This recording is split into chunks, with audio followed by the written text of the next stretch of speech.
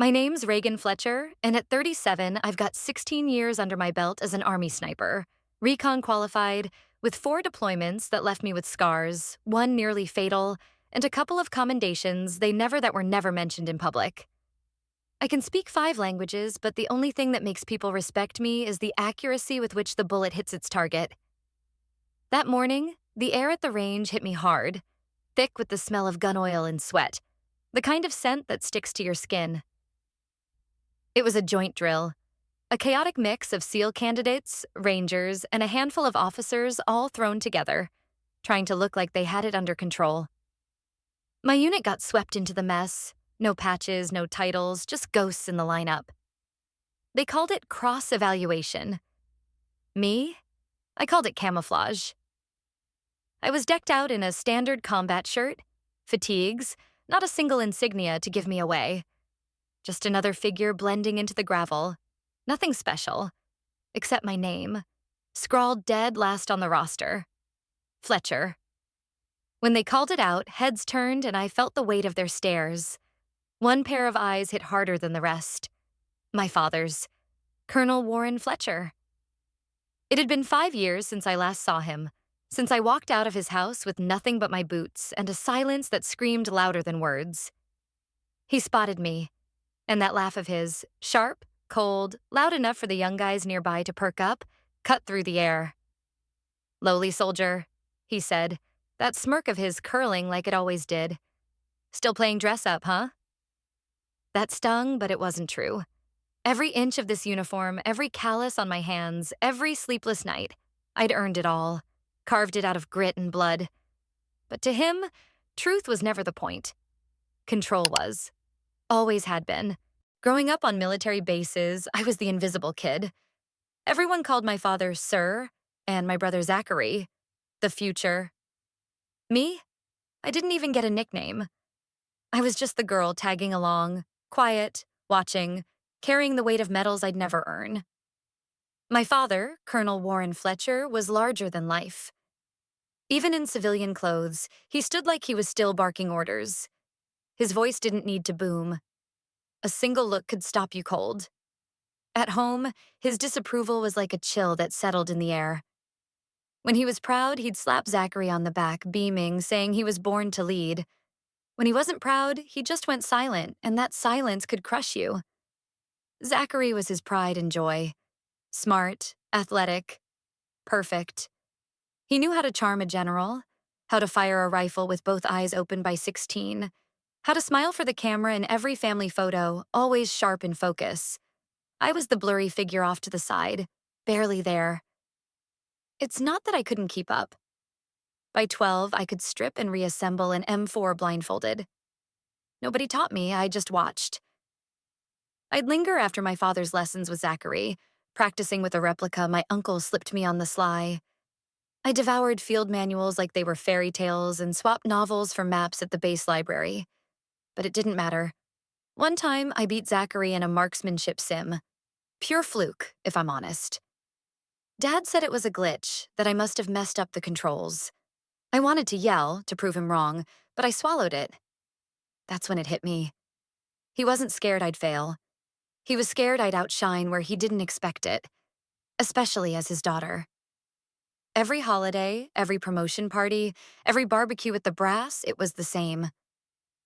Zachary was next in line, born for command, his father's son. Me? I was his little girl. Even in my 20s, like that was all I'd ever be. But there was one moment when I was 14 that stuck with me. It was a family day challenge, and they let us kids try the rappel tower with supervision. Most quit halfway. Not me. I climbed to the top, clipped in, and dropped. Smooth. No fear, no noise. When my boots hit the ground, I looked right at my father. He nodded, just once.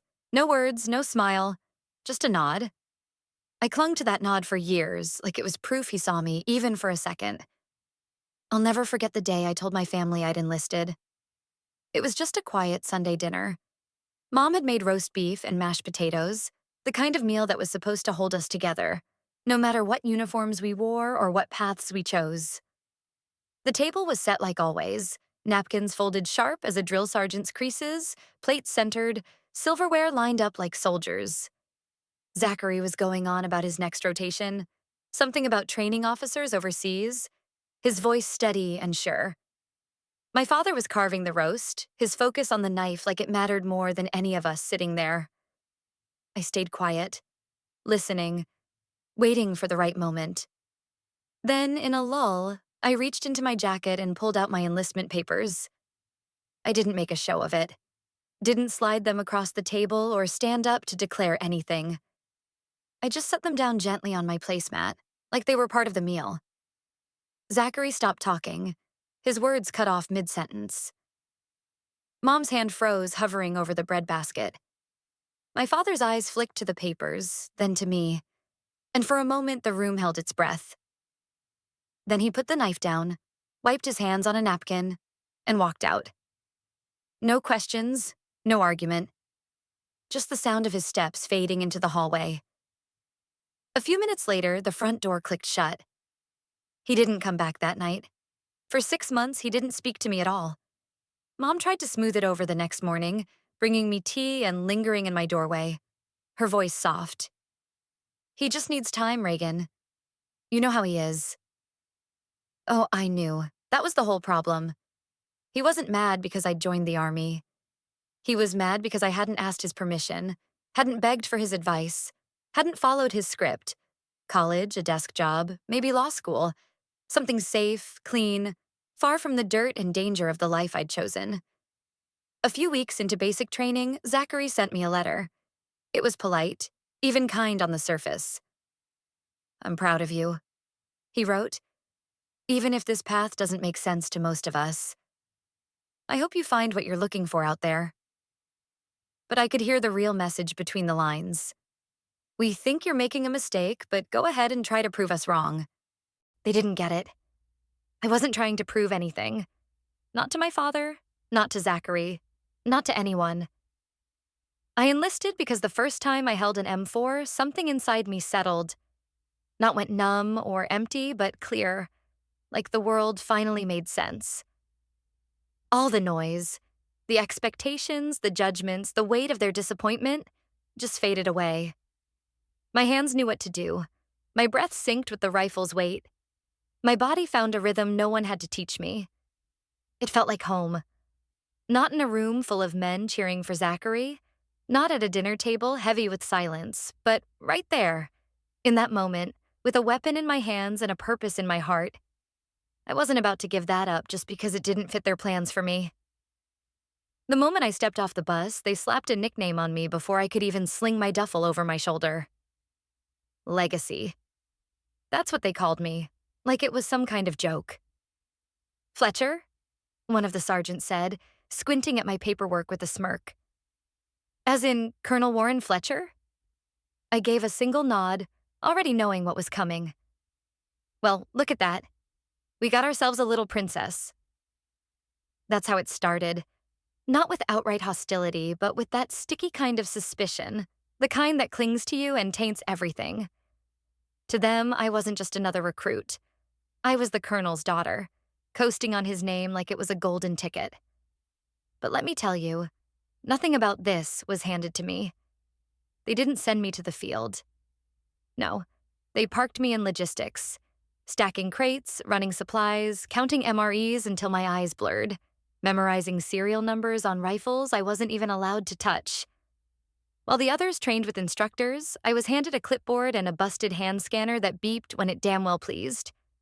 I didn't complain. I learned. I figured out how to pack a pallet with my eyes closed, how to reroute a convoy through a flood zone without a satellite, how to track down missing gear faster than a lieutenant with a fancy login. I memorized terrain grids in my head just to prove I could. I watched how people moved, how decisions got made, where the shortcuts led to screw-ups. Still, the whispers followed me. "She's only here because of her last name. Bet Daddy's proud she's hauling crates. Does she even know how to load a mag?" I didn't bother answering. Didn't need to.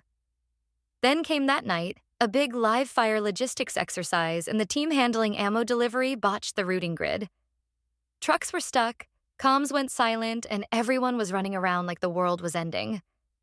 I took one look at the map, factored in terrain elevation and wind direction, and rerouted the whole convoy by hand.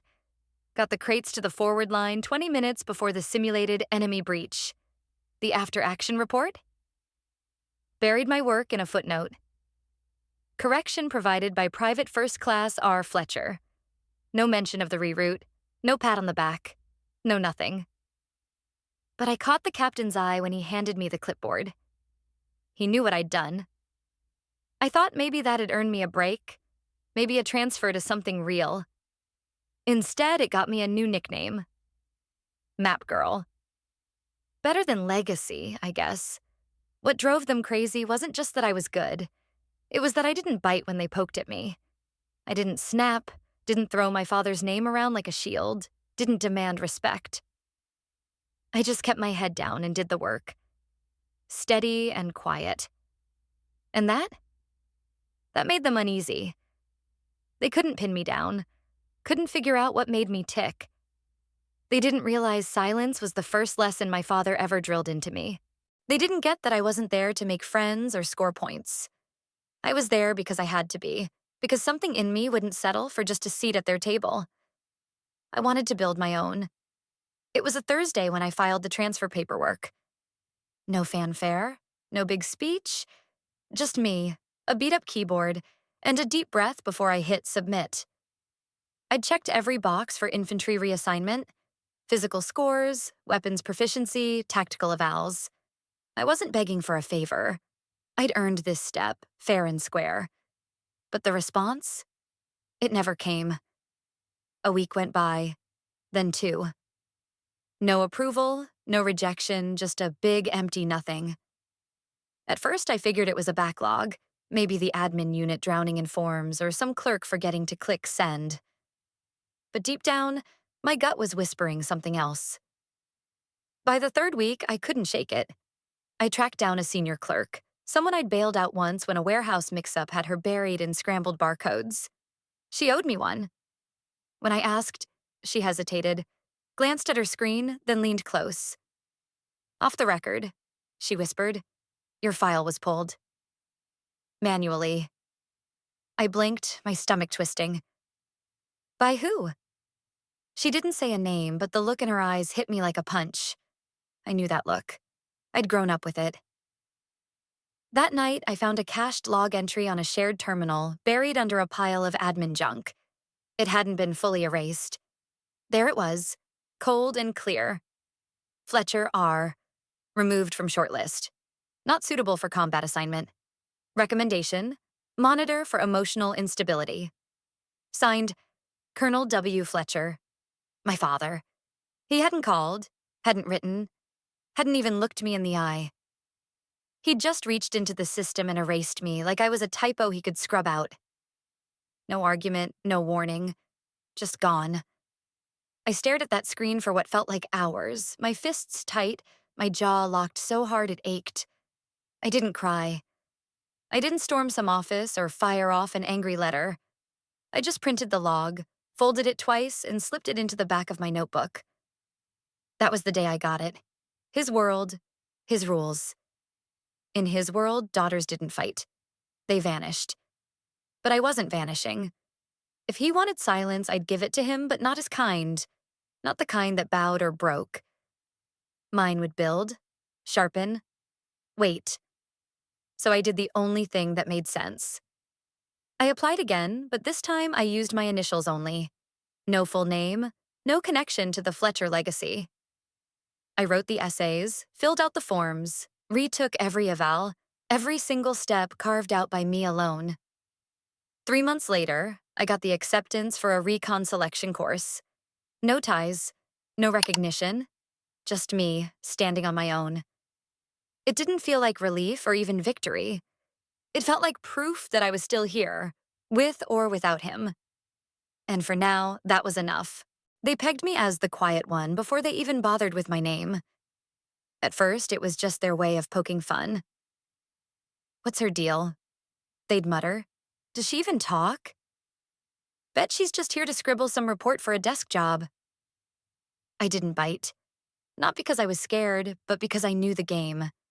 In a room full of bravado and egos, silence wasn't a weakness. It was my armor. The selection program was a meat grinder. 6 weeks of pure hell. No names, no ranks, no special treatment. Just bodies pushed to the breaking point. Sleep deprivation that made your eyes burn. And enough mud caked in our boots to start a farm. We started with 47. By week 2, only 26 were left standing. By week 4, just 17 of us remained. Through it all, I kept my mouth shut. They threw everything at us. Forced marches with packs so heavy your spine screamed, water immersion drills in bone-chilling cold, obstacle courses built to crush your spirit more than your body. We were lucky to get 3 hours of sleep a night.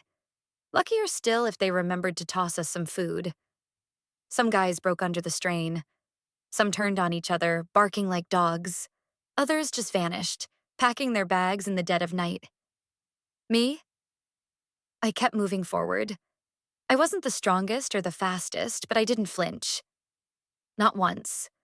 One drill had us blindfolded, marched into a cold storage unit, and left there for hours with nothing but a metal cot and our own heads to keep us company. No sound, no light, just the sound of our breath and the ache in our bones.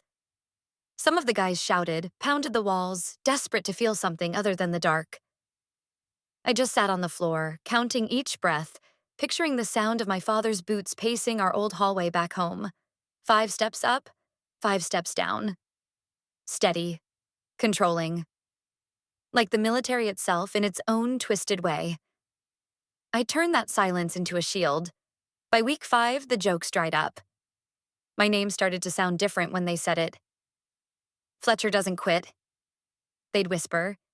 She's quiet, but she's still here. Checker shots. Dead center every damn time. The instructors noticed too. In live fire exercises, my groupings were so tight they thought the target was rigged. One of them swapped it out mid-drill, convinced I was cheating the system somehow. I wasn't. It was just focus. Clean, sharp, unbreakable. One night, after a grueling 12-mile nav run through jagged mountain terrain, I hit the checkpoint second. The guy who beat me was a ranger, half dead, missing 3 toenails and most of his sense of direction. He looked at me, chest heaving, and gasped, "What are you?" I didn't answer. I didn't know yet. I wasn't there to win their approval or prove some point. I was there because being erased wasn't an option. Not after everything I'd given up. Not after my own father tried to wipe me out of my own file. Like I was nothing but a smudge on his legacy. If they wanted a ghost, I'd give them one.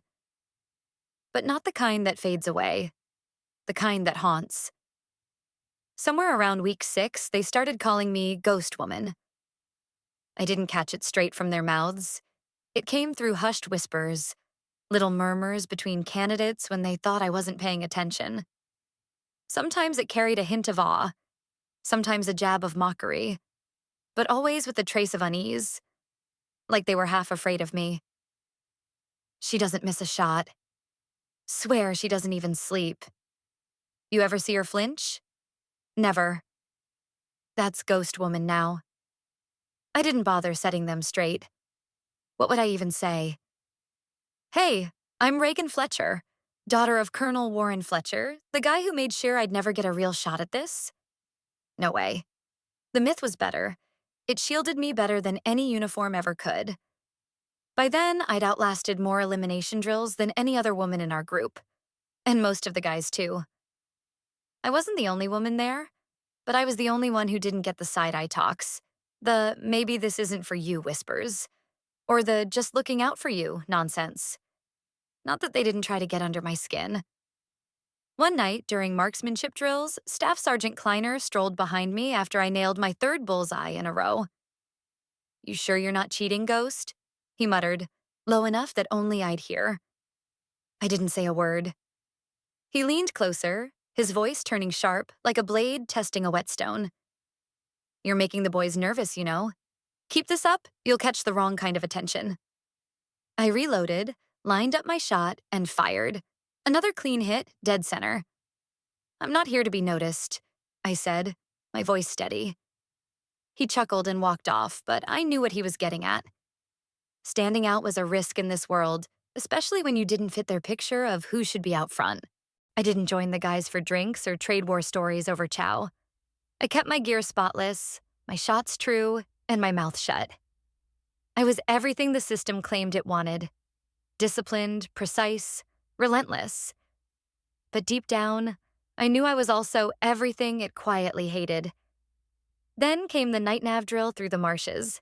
They paired us up randomly, and when they called my name with Jennings, he rolled his eyes and muttered something about babysitting. By mile 6, he'd twisted his ankle, barely able to hobble. We had 2 choices: call for extraction and both fail, or gut it out. I slung his arm over my shoulder and half-carried him through 4 miles of mud, water, and mosquitoes so thick they felt like a second skin. When we hit the checkpoint, Jennings collapsed into the med tent. As I turned to leave, he grabbed my wrist, his face pale and sweaty. "You're not even human, are you?" he said, half laughing, half serious. I looked him dead in the eyes. "No," I said. "I'm a ghost." He let out a weak laugh and nodded. "Yeah, that fits." Word spread like wildfire. By morning, someone had scratched a little ghost icon onto my helmet. Just a white shape with 2 empty eyes. No name, no words, just me. A presence. That was when things shifted. The mocking stopped. Guys started stepping aside in the chow line, handing me gear without a word. One even polished my boots during fire watch. No explanation. Just did it. It wasn't respect, not quite. It was something deeper, quieter, like reverence tinged with fear. And I let it happen. Not because I wanted to be some big shot, but because I'd learned something. Silence, when it turns into legend, doesn't need to raise its voice. Some men think silence means you're giving in. Staff Sergeant Ray Kleiner was one of those men. He'd been eyeing me since week 3, but by week 7, that curiosity turned into something darker, sharper, like he was sizing me up for something I'd never agree to. He never said it outright, never laid a hand on me. But you don't need to be touched to feel a man trying to claim what isn't his. It started small, sneaky. He'd call my name last during roll call like an afterthought. He'd pile on the worst jobs in drills: scout, heavy load, night watch, all in one grueling day. When it poured, I was the one digging trenches, water up to my knees. When the heat was suffocating, I was running packs between stations, sweat stinging my eyes.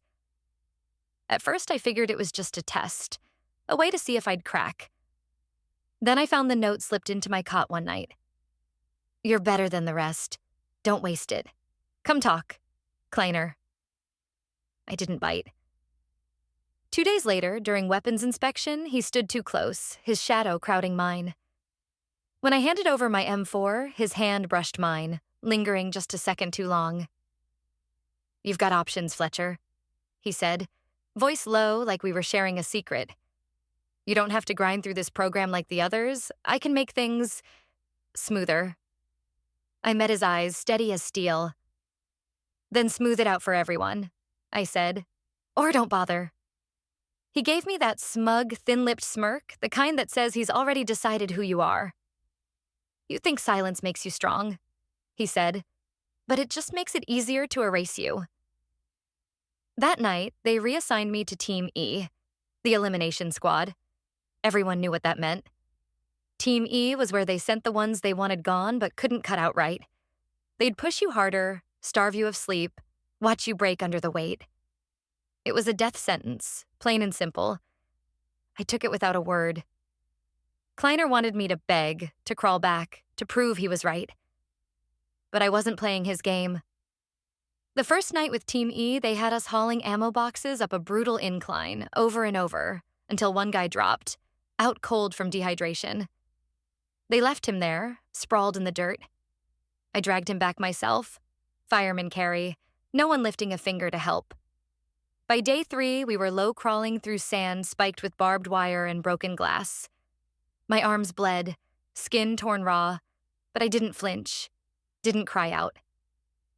I just kept moving, inch by inch, a ghost carving through the dirt.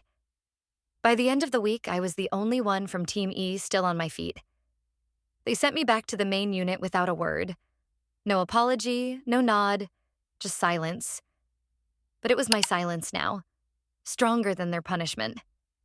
When I got back to the barracks, someone had scratched a skull onto my bunk rail. Below it, in red marker, "You can't kill what's already dead." I never found out who wrote it, and I didn't care. The message wasn't for them. It was for me. I wasn't one of them anymore. I was something else, something they couldn't touch. A myth with blood on her boots. Kleiner steered clear after that. Wouldn't look me in the eye during drills, no more notes, no more late-night jabs. He was done. But I wasn't. Next live fire drill, I volunteered for double rotations. 2 full runs, no breaks. Soaked in sweat, blood crusted on my sleeves, legs screaming from exhaustion. Every shot I fired hit dead center. When it was over, I walked past Kleiner, didn't even glance his way. That silence? It wasn't submission. It was a declaration. I don't need your favors. I don't need your protection. I don't need anything except the truth of what I can do. By week 8, I'd outshot every single soul in that program. My live fire drills were something else. 1-inch groupings at 600 meters, wind adjustments made on pure instinct, firing from kneeling, prone, even choking on smoke from flash drills nearby. Every shot landed like I was born for it. The instructors couldn't hide their shock anymore. One afternoon, Captain Duran, the officer running the whole cross-evaluation show, called me into the field HQ. That was rare. He hardly spoke to us, let alone pulled someone aside by name. I walked in, sweat still clinging to my neck, boots crusted with sand and grime. The tent smelled of canvas and coffee, sharp and stale. "Reagan Fletcher," he said, not looking up from his clipboard. "Yes, sir." "You know the evaluation metrics, I assume?" "Yes, sir." He finally met my eyes. "Your scores are top 1%. Not just this cycle. Ever." He paused, letting that sink in.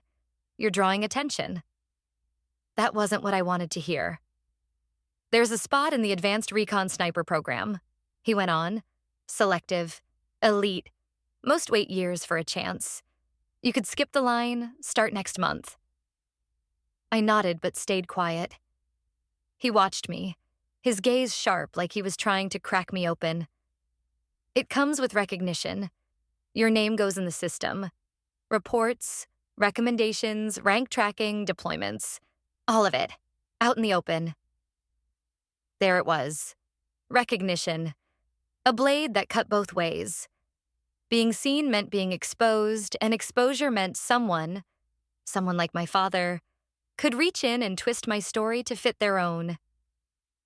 "I appreciate the offer, sir," I said, choosing my words carefully. "But I'm not requesting that transfer." Duran's eyebrow shot up. "You'd rather stay in Ghost Protocol?" "I'd rather finish what I started," I said, quietly. He leaned back, studying me like I was a puzzle he couldn't solve. "You know this chance won't come again." "I know," I said. "That's why I'm sure." The silence between us hung heavy, like the air before a storm. Then he nodded. "You'll make enemies." "I already have."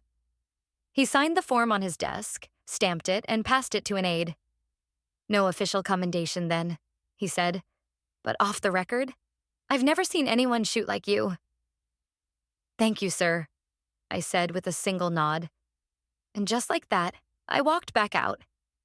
Into the dust, the drills, the grind, back to the shadows where I belonged. That night, under the fading light by the range, a few of the younger recruits came up to me. One of them, Hernandez maybe, held out a small wooden board, rough around the edges. A single word was burned into it. Spectre. "I thought you should have something," he mumbled, shifting on his feet. "They're not going to put your name anywhere." I took it. The wood lighter than it looked. No medals, no ceremony. Just a word. Spectre. I nodded, tucked it into my locker, and said nothing, because that was enough. I didn't need applause or promotions. I didn't need my name carved on some official roster.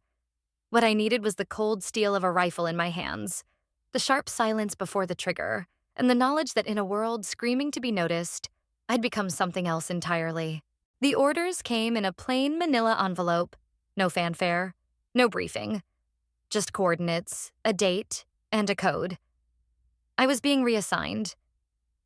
When I saw the base name, Fort Harrington, I didn't even blink. That place was where I'd first learned to steady a rifle, to breathe through the ache, to fake confidence when the world was pressing down.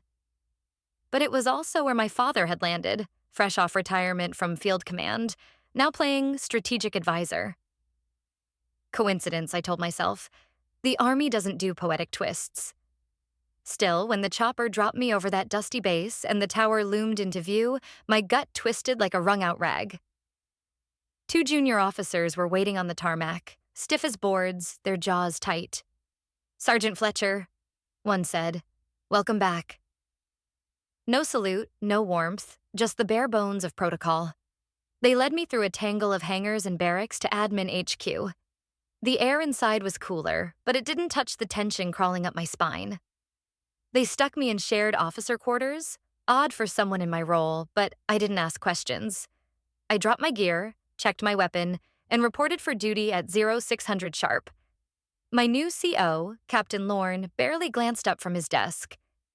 "You'll assist with sniper overwatch evaluations," he said, voice flat as a board. "Rotating drills, mixed rank, joint training protocol." "Understood," I said. As I turned to go, he added, "Colonel Fletcher will be present for the reviews." I froze mid-step. "Sir?" "You heard me?" he said, finally looking up. He requested oversight on this cycle. Said he had concerns. My jaw clenched. Concerns about what? Lorne just dropped his eyes back to his papers, like I hadn't spoken at all. For 3 days, I tried to stay invisible, training recruits, tweaking their positioning, fixing their grip and breathing. I was a shadow slipping through the ranks, respected by some, doubted by others. The whispers trailed me like smoke. "She's the colonel's daughter. Bet she's coasting on his name. Heard she botched a drill and still got a commendation." None of it cut as deep as the way my father looked at me when our paths finally crossed. It was during a review drill, the afternoon sun searing through the canopy nets. We were running urban overwatch and rooftop recon. I'd just adjusted a recruit's prone angle when I heard it. 3 slow, deliberate claps. "Textbook correction," he said, stepping into view. My father, Colonel Warren Fletcher. His hair was grayer now, but his presence still filled the space like a storm cloud. That smugness of his, sharp as ever, radiated off him in waves. "Didn't think you'd still be here," he said, loud enough for the recruits to perk up. "You always did drag things out." I didn't bite. He stepped closer, voice dropping low. "You think these kids look up to you? That patch on your arm buys you loyalty?" I stayed silent. "That's your problem," he hissed, so only I could hear. "You think silence is strength. It's cowardice." I met his eyes, steady and cold. "You can assign me drills, sir," I said, "but not shame." He smirked, thin and sharp. "Then let's test that." By morning, the orders were posted. Reagan Fletcher, special evaluation exercise. Solo, live fire, 10 observers. My name stood alone on the list. The others saw it before I did. Their faces told the story. Pity, sympathy, a flicker of excitement, like they were waiting for a crash they couldn't look away from. In the mess hall, I sat alone, picking at my food. A new recruit, Mitchell, slid his tray across from me and sat down, uninvited. "You pissed someone off bad," he said under his breath. "Maybe," I said, taking a bite, calm as could be. "You gonna do it?" "I've done harder things." He nodded, then leaned closer. "But not with your father in the front row." I didn't answer, just kept eating. But his words stuck, heavy as the rifle I'd carry into that drill. The firing range felt different that day, like it had been polished for something bigger than a routine test. The gravel was swept clean, barriers swapped out for new ones, and a temporary observation canopy stood where it had no business being for an internal evaluation. 10 folding chairs, 10 names on a clipboard. A recording drone buzzing overhead like a vulture. This wasn't a drill. It was a stage. I walked up with my rifle slung over my shoulder, looking calm as still water, but every nerve in me was wired tight. I'd been in ambushes before. This one just came dressed up in clipboards and crisp uniforms. My father, Colonel Fletcher, stood at the edge of the platform, arms crossed, sunglasses hiding whatever he was thinking. Around him were senior officers, a few visiting advisors, and faces I recognized from special ops review boards. They weren't here to evaluate. They were here to watch a show. Captain Lorne greeted me, his voice flat as asphalt. You'll complete the 6-target progression. Timed, moving wind, simulated stress. He handed me a dossier with the specs. I glanced at it and felt my stomach turn. The wind speed indicators were off. Target distances didn't line up with the range's standard calibration. The reticle test sheet was smudged, unreadable at distance. This wasn't sloppy. It was sabotage. Sir, I said, keeping my voice even. These specs are inconsistent. The optic hasn't been calibrated. There's no zero check sheet. Lorne's eyebrow twitched. You refusing the test, Fletcher? No, sir. Just noting it's outside regulation protocol. Duly noted, he said, stepping aside like he'd already checked out. Every eye burned into me as I walked to the firing station. No time to adjust, no prep, just pick up and go. The second I hefted the rifle, I knew it was wrong. Too front-heavy, like someone had tampered with the balance. I took a breath, let it ground me, and dropped prone. 1 shot, 2, 3 clean hits. Target 4. The crosswind hit me mid-breath. I missed, just an inch, but in that heavy silence with all those eyes, it felt like a canyon. 5, 6, both dead on. I stood, face blank, handed the rifle back and saluted. Calm as ever, outside at least. But the whispers had already started. A ripple of murmurs, subtle head shakes, one officer scribbling like he'd just won a bet. Then came the voice that still cut deeper than any other, the one that used to praise me when I was 14 and still believed in heroes. Even the best miss under pressure, my father said, loud enough for the whole platform to hear. Guess that's what happens when you're protected too long. He didn't need to explain. Everyone filled in the gaps. I was the colonel's daughter, the one writing his name, the myth who didn't measure up. I didn't flinch, didn't answer. I just turned and walked away. Behind me, a junior officer snickered, muttering, "Guess she's not that sharp after all." By the time I hit the locker room, the shift was palpable. Some avoided my gaze. Others smirked, not even trying to hide it. By sunset, the video clip was everywhere. Not the 5 perfect shots, not the rigged setup. Just the miss. Slow motion, zoomed in, plastered with mocking emojis, shared in a group thread with over 100 names. Someone had titled it, Bullseye? More like bullshit. That night, I sat on my cot, alone in my quarters, watching the clip in silence. 5 perfect hits. 1 calculated miss. I played it again. And again.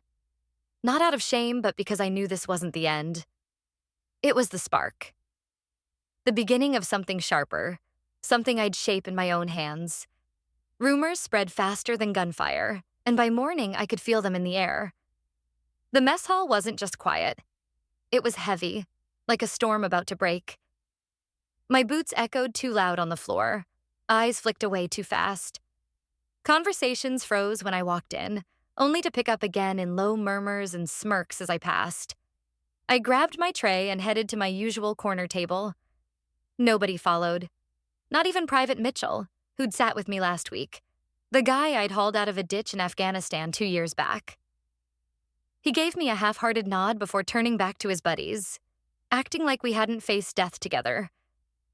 I told myself I didn't need anyone. But that kind of silence? It's heavier than a flak jacket. After breakfast, I checked my inbox near the barracks. Tucked inside was a folded note. No sender, no seal, just a single line scratched in bold ink. Enjoy the fame, Sniper Barbie. I didn't rip it up or crumple it. I folded it neatly and slipped it into my breast pocket. First piece of evidence. 2 days later, I got called to the Internal Oversight Office. Lieutenant Keller, the disciplinary officer, was waiting in a sterile conference room, a manila folder splayed open on the table like a trap. "Sergeant Fletcher," he said, his voice too smooth to trust. "We've got reports of irregularities in your training files, allegations of unearned commendations, favorable treatment in evaluations." I didn't say a word. He looked up, waiting for me to squirm, to protest, to show something. I gave him nothing. "I didn't alter any files," I said, my voice flat. "And I've never asked for special treatment." "Got proof?" he asked. "I am the proof," I said. 16 years, 4 deployments, 5 confirmed rescues, a bullet scar a quarter-inch from my heart. They can burn the files, but they can't burn what's carved into me. He didn't push back, just nodded, slow and deliberate. "The investigation will continue." That night, I made one call. To Lieutenant Colonel Morgan, my old CO from Mosul, the only man I trusted to keep it real. He used to call me the calm in chaos. I laid it all out. The rigged test, the smear campaign, the rumors, the note. His voice came through low, steady. "Reagan, this isn't just your father anymore. Someone's trying to wipe out your credibility, and I don't think he's in it alone." My chest tightened, but I didn't let it show. "I don't know where to start," I admitted. "Start where you always do, with the truth. And when the moment comes, take the shot." So that's what I did. I started small, meticulous. I documented everything. Mismatched timestamps in file logs, inconsistencies in after-action reports, officers' behavior shifts. I noted who laughed too loud when I walked into a room, who accidentally got my name wrong in briefings, who kept spreading the lie that I'd climbed the ranks on family strings. I didn't argue. I didn't fight back. I watched, and I wrote. This war wasn't going to be won with bullets. It'd be won with precision. I wasn't in the desert anymore. This battlefield was all paper trails and whispers, not sand and gunfire. But I'd been trained to move through shadows. Now, I'd do it in a uniform with no insignia, my silence sharp as a sniper's scope. I didn't charge into this fight yelling. I came quiet, with a pen in my hand and patterns in my head. While the whispers swirled behind my back, I watched the chain of command like a hawk. I noticed who couldn't meet my eyes, who ducked out of rooms when I walked in, who kept tossing around buzzwords like inherited privilege or favoritism like they'd rehearsed them. Every muttered phrase, every shifty glance. I cataloged it all. The Army taught me to read terrain, to predict an enemy's next move. This was no different. Every dodged look, every misplaced report, every accidental scheduling screw-up, they were tracks in the dirt, and I was following them. I made one move of my own, quiet but deliberate. I requested a reassessment of my last 2 quals, sniper endurance and urban recon. Not to prove a point, but to make them see me. On record, on camera, under their microscope. Lieutenant Keller looked surprised when I brought it up. "You want to be reevaluated?" he asked, like he thought I was bluffing. "Every skill they're questioning," I said. "Let's do it. Make it public." He agreed. Maybe thinking I'd buckle, maybe betting I'd fail. Didn't matter. I got what I wanted. The retests were designed to break me. Obstacle courses rigged for speed, night recon with random nav points thrown in to trip me up, and, of course, the range. Same place where my father's words had stung weeks before. That day, they brought in a new panel of evaluators. Stone-faced, not a word, not a smile, just eyes watching. I didn't miss a step. Urban nav. I finished 12 minutes faster than the record. Night recon. I slipped through undetected, pulling intel from 3 hidden caches. Sniper range, 30 rounds, 30 hits, 5 of them at sub-zero, 0.3-second trigger pulls. When it was over, I didn't wait for their reaction. I saluted, turned, and walked off. Not for their applause, but because they'd seen it. The red circles on those targets didn't lie, no matter what the rumors said. But rumors don't die when you hit the truth. They twist. The next day, a blurry photo surfaced. Me and Keller in a hallway. His hand raised like he was touching my shoulder. The caption read, "Sleeping her way through the ranks?" It was sloppy work, but it spread like wildfire. I didn't lash out. I saved it, filed it, added it to my growing stack of evidence. By then, my folder was so thick it needed a lock. That night, I sat alone in my barracks, flipping through every cheap shot they'd taken, every note, every lie, every doctored image. And it hit me. They wanted me to snap, to scream, to give them a reason to call me unhinged. But my control? That was my rifle. While they were playing checkers, I was playing chess, thinking 10 moves ahead. My next play was simple. I called Captain Mendez, a JAG officer I trusted from our days in Baghdad. She owed me one. I didn't spill everything over the phone, just asked to meet. When she showed up, I spread my folder out on the table. Every scrap, every timestamp, every dirty trick. She skimmed it, paused, then looked up, eyes wide. "Reagan, this is enough to trigger a full internal audit." "I don't want revenge," I said. "I want the system to face itself." She nodded, slow and serious. "This could go high. Maybe even to your father." "Good," I said. "I'm counting on it." The summons landed in my hands on a Friday morning, a sealed envelope with no frills, just my name and a command. Staff Sergeant Reagan Fletcher, you are requested to appear before the Joint Military Oversight Committee on Monday at 0800 hours. The words were cold, sterile, but they hit like a rifle's recoil. This wasn't just a review anymore.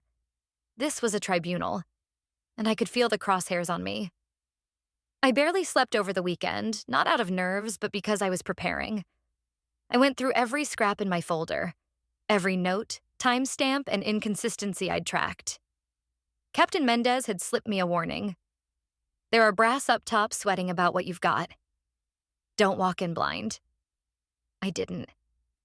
Monday morning, the hearing chamber felt like a bunker. Concrete walls, reinforced glass, colder than it had any right to be. 6 senior officers sat behind a long table, their faces carved from stone. A 2-star general from Central Command loomed at the center. And there, on the end, was my father, Colonel Warren Fletcher. He didn't even glance my way when I walked in. Not a flicker. Just sat there. Dress uniform crisp, his chest gleaming with decorations that felt like a wall of lies. I took my seat at the witness table, a chair set lower than theirs. A cheap power play. I smiled faintly. Let them try. General Sloan, whose voice could slice through metal, kicked things off. Staff Sergeant Fletcher, this hearing addresses allegations of falsified records, unearned commendations, and manipulated promotion protocols in your career. You're not on trial. Yet. Your testimony will shape where this goes. Understood, sir, I said, voice steady. Do you swear to tell the truth without omission or reservation? I do. The questions started clean, procedural. Can you confirm the date and details of your sniper qualification course? Camp Lejeune, December 17th, 2012. Top marks, moving targets, sub-zero wind conditions. Your commanding officer in Fallujah? Lieutenant Colonel Morgan. Did he submit a recommendation for your Silver Star? He did. I have the copy on file. Then they turned the screws. Why did your 2020 performance review vanish from the Central Archive? Ask it, I said. Not me. Why was your father's name in the metadata of a classified personnel file edit? The room went still. They'd slipped, and they knew it. I looked straight at my father. His face was a mask, but his jaw was tight, like a spring about to snap. I turned to Sloan. Sir, I think that question answers itself. The air shifted, heavy with something new. They weren't just fact-checking anymore. They were testing me, watching how I'd handle the weight of their accusations, their suspicions, my own last name. I didn't blink. No outbursts, no tears, just calm, clear words. I pulled out my stack of copies. If I may submit evidence, these are records of inconsistencies in my file, edits tied to deployments, awards, and disciplinary notes I never saw. Sloan nodded. Enter into record. I've also included statements from Captain Mendez and Lieutenant Colonel Morgan. I went on, confirming field performance that contradicts the missing records. My father moved then. Just a twitch, his fingers gripping the table's edge, a crack in his armor.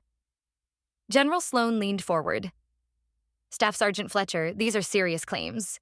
If they hold up, they could affect not just your record, but those of senior officers overseeing administration. I met his gaze, unflinching. Then I hope the committee chooses truth over tradition. He leaned back, eyes narrowing. Dismissed. For now. I stood, locking eyes with my father, ice against steel. He didn't speak, but for the first time in my life, I saw something new in his stare. Doubt. And that was a start. The second day of the hearing started with a silence that felt alive, like the air was holding its breath. No whispers, no rustling papers, just the low hum of overhead lights and a tension so thick you could cut it with a bayonet. The chairs hadn't moved, but the room felt different. Heavier. I wasn't just a witness anymore. I was the pivot point, the fulcrum everything balanced on. They opened the floor for direct questioning, and this time, they'd brought in people tied to my records, including my father, Colonel Warren Fletcher. He walked to the stand with that same iron posture, chin up, boots gleaming like they'd been polished for war. His medals caught the light, a shield of authority. But I saw it. The tight crease at his mouth, the strain in his jaw. He was ready to lie, but he wasn't sure it'd stick. General Sloan cleared his throat, his voice sharp enough to slice through the quiet. Colonel Fletcher, you've been linked to several administrative anomalies in Staff Sergeant Reagan Fletcher's file. Do you acknowledge any direct involvement? My father's voice was steady, practiced. No, sir. I've had no influence on my daughter's record since her enlistment. Any connection is purely coincidental or due to misfiled chain of command protocols. I almost laughed. Coincidence. That was his go-to word. When I was denied sniper school the first time, when my promotion packet got lost, when my Silver Star was quietly downgraded to an Army commendation with no explanation. Sloan turned to me. Staff Sergeant Fletcher, care to respond? I stood, not just from the chair, but from years of swallowing my voice. I do, sir. My words came out clear, unshaken. For the record, Colonel Warren Fletcher isn't just an officer. He's my father. We've been estranged since I enlisted, when he made it clear he disapproved of my service, citing personal bias and institutional tradition. I turned, locking eyes with him. In 2013, a week after I qualified as a sniper, my file was flagged for irregular review. The metadata on that edit traces to Colonel Fletcher's office terminal. In 2016, my field recommendation for a Combat Valor Award was delayed. The administrative trail led back to his chain. His face didn't move, eyes barely blinking, but I could feel the heat coming off him. I pressed on. This isn't a grudge, sir. It's not family drama. It's a pattern of obstruction and manipulation from a man who couldn't stand his daughter succeeding without his control. Sloan's eyebrow lifted. Colonel Fletcher, do you deny these timelines? My father answered, slower now, choosing his words like stepping through a minefield. I don't recall the specifics. It's possible my office processed general review orders. Nothing targeted any one soldier. I took a step forward.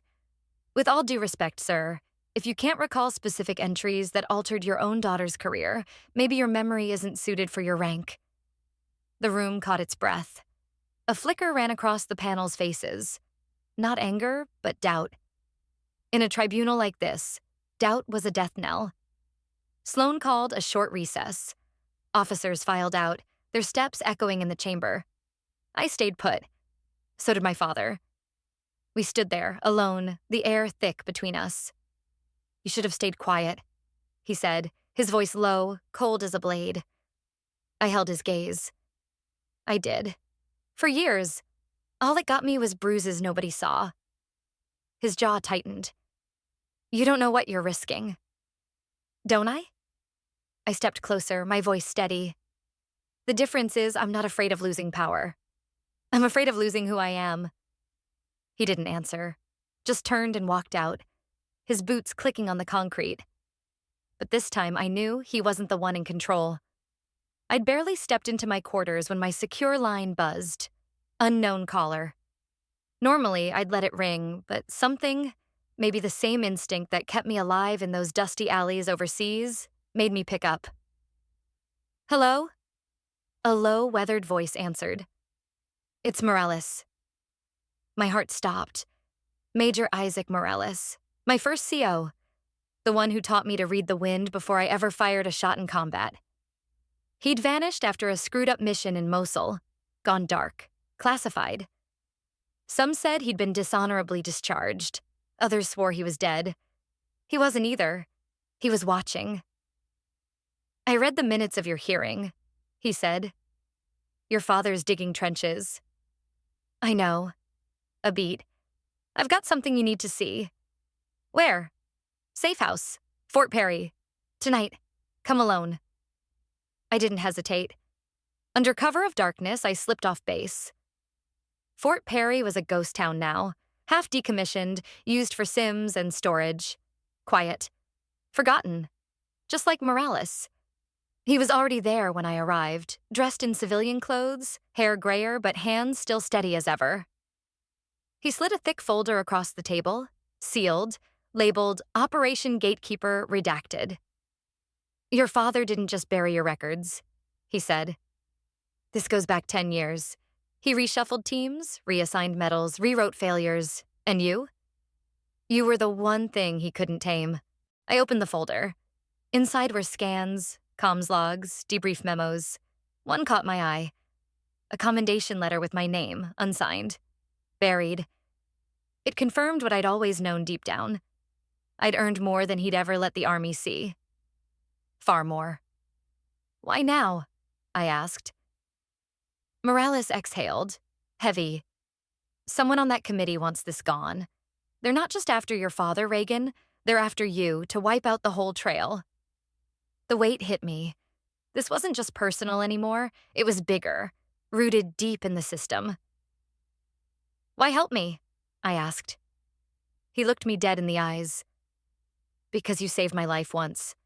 And because this institution still needs people like you." Before I left, he handed me a USB drive. "Don't trust anyone on base with this. When the time's right, go public. Or better, make them read it in session." I nodded. As I walked away, a memory flashed. Me at 23, dragging Morales through rubble, my thigh torn open by a bullet, blood soaking the sand, refusing to leave him behind. Now, over a decade later, he was returning the favor, in a war with no gunfire, but just as deadly. Back in my room, I stared at the folder. The lies, the edits, the stolen citations. This wasn't about revenge anymore. It was about taking back what was mine. I was ready to take the shot. The final day of the hearing came, and the room felt different. Packed not just with officers, but civilian observers, legal advisors, and internal affairs reps. Whispers buzzed through rows of polished brass and ribboned uniforms. The press wasn't allowed in, but I could almost hear the headlines taking shape. This wasn't about my record anymore. It was about corruption. It was about truth. General Sloan opened the session, his voice steady as granite. "We will resume with closing testimonies. Staff Sergeant Reagan Fletcher, you're permitted to respond directly to all inquiries from the past 2 sessions." I stood, not a trace of fear in me, just a calm I hadn't felt in years. "Thank you, sir. Before I proceed, I'd like to submit supplemental material to the committee." I reached into my uniform and pulled out the envelope. The folder Morales gave me, stamped, sealed, authenticated. Eyes widened around the table. Sloane's eyebrow arched, but he nodded to the clerk. Copies were handed to each panelist. Within seconds, the room changed. Murmurs fell silent. Some leaned forward, others sank back, visibly rattled. "Where did this come from, Staff Sergeant?" Commander Briggs asked, his tone sharp. "I can't reveal the source in open session, sir," I said. "But it's all verifiable. Metadata, timestamps, signatories, system records. The names you'll see? Some are in this room. Others are long retired but still pulling strings." My father sat motionless, but his fingers tightened, just a fraction. He knew. Sloane flipped through the pages, pausing at one. His voice dropped, heavy. "Is this a digital trace of the commendation downgrade for Operation Iron Rook?" "Yes, sir," I said. "The original was for a Silver Star, downgraded to an Army commendation the day after submission by Colonel Fletcher's direct approval, outside the chain of that operation." Sloane's eyes snapped up. "That violates award review protocol." "Yes, sir, and it wasn't the only time." I gestured to the timeline chart I'd prepared.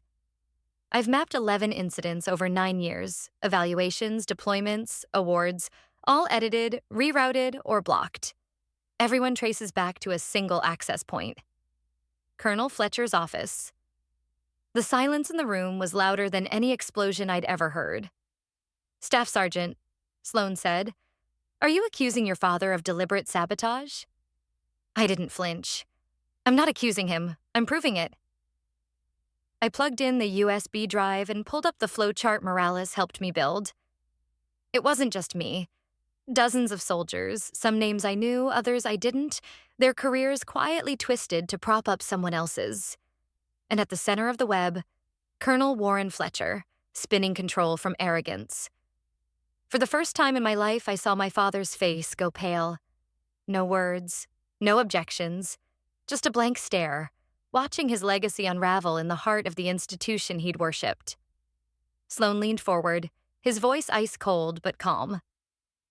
"Colonel Fletcher, based on these materials, you are suspended from active duty pending a full investigation by the Department of the Army Inspector General. You are hereby relieved of command." Members of Parliament stepped forward. My father didn't move. His eyes flicked to me for a split second. Not with hate, not with regret, but disbelief, like he never imagined his lowly daughter could bring him down. When the session ended, I stepped outside. The air felt different, lighter, like I could breathe deeper. It wasn't victory. Not yet. But it was justice moving like a bullet on a clean trajectory. I'd fired the sharpest shot of my career, and I didn't need a single round to do it. 3 weeks after the hearing, I got another summons. This time, it wasn't to defend myself. It was an invitation. A formal one, gold trim, Army crest embossed, signed by the Chief of Staff himself. Staff Sergeant Reagan Fletcher is cordially invited to the Distinguished Service Commendation Ceremony in recognition of exemplary service, integrity under fire, and contributions to national security. It didn't feel real. For years, I'd watched others take that stage while I stood in the shadows, my work buried. Now, they wanted to say my name out loud. On the day of the ceremony, I put on my dress uniform. Boots polished to a mirror shine, bars and ribbons lined up like soldiers on parade. No longer stripped, no longer a ghost. The crowd was huge. Commanders, enlisted, reporters, civilian brass. Even some of the soldiers I'd trained with, who never knew the battles I fought off the range, were there, watching. When my name was called, Staff Sergeant Reagan Fletcher, the room paused, then erupted in applause, loud and steady like a heartbeat. General Sloane stepped forward, his eyes locked on mine, his voice carrying weight. "Today we honor not just valor in the field, but the courage to uphold truth within our ranks. Staff Sergeant Fletcher embodies what the Army should stand for: discipline, resilience, accountability."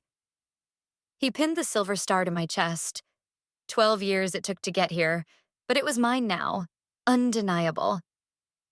As I faced the crowd, I saw familiar faces: my old sniper team, Morales in the back, quiet but proud. Even some of the recruits who used to smirk behind my back were clapping now, their faces different, respectful. In the far corner, one chair sat empty. I knew who it was for. Afterward, the press swarmed, but I kept it short. I didn't fight for recognition, I told them. I fought for the right to not be erased. That line hit 3 military journals and blew up on a veterans forum by the next day. Back in my quarters that evening, I found a bouquet of white lilies at my door. No card, but I didn't need one. Only one person ever sent me lilies. My father. On my secure inbox, a message waited from a private server. 2 lines. I watched the ceremony. You were right. Signed, WF. I stared at it, the words heavy but hollow. Then I hit delete. No reply, no gesture, no crack for him to slip back in. He'd taken enough of my years. Sitting there, the silver star beside my beret, I realized this wasn't just about a medal. It was about taking back what he'd tried to bury my voice, my record and my name. For the first time, they were mine, completely and forever. 2 months after the ceremony, the headlines died down. My name stopped lighting up feeds. But one thing lingered, the silence from my father. He'd been relieved of command the day of the hearing, but the investigation cut deeper than anyone saw coming. Testimonies poured in. Soldiers he'd demoted, careers he'd crushed, awards he'd buried. It wasn't just me. It was a pattern, a legacy built on control, not honor. I didn't chase the details, but fragments found me. Officers lost medals for playing along. Some took early retirement to dodge the fallout. My father? He tried to resign, but the Army said no. They court-martialed him in absentia. He didn't even show up. No one spoke for him. No witnesses, no old academy buddies. Not even the people who used to kiss his boots. When the verdict hit, it was quick and merciless. Dishonorable discharge, benefits gone, rank stripped retroactively. Colonel Warren Fletcher was erased. A week later, the Department of Veterans Affairs sent me a letter inviting me to speak at a closed memorial for officers dismissed for ethics violations. A quiet way to close the book. I said no. Some stories don't deserve a send-off. Out of curiosity, I looked him up. Nothing. The man who'd been on recruitment posters and paraded through local ceremonies was gone. No photos, no quotes. His LinkedIn wiped, his records marked revoked. He'd become what he always dreaded. Invisible.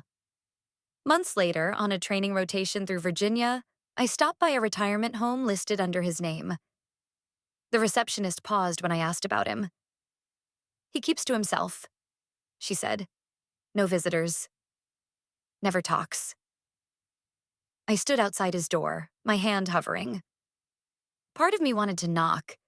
Not for closure, but to see his eyes. To know he finally felt what it was to be voiceless. But I didn't. I turned and walked away. Some scars don't need reopening to prove they've healed. I never saw him again. A year later, a package showed up. No return address. Inside was a photo of me at 16, gripping my first rifle at the range.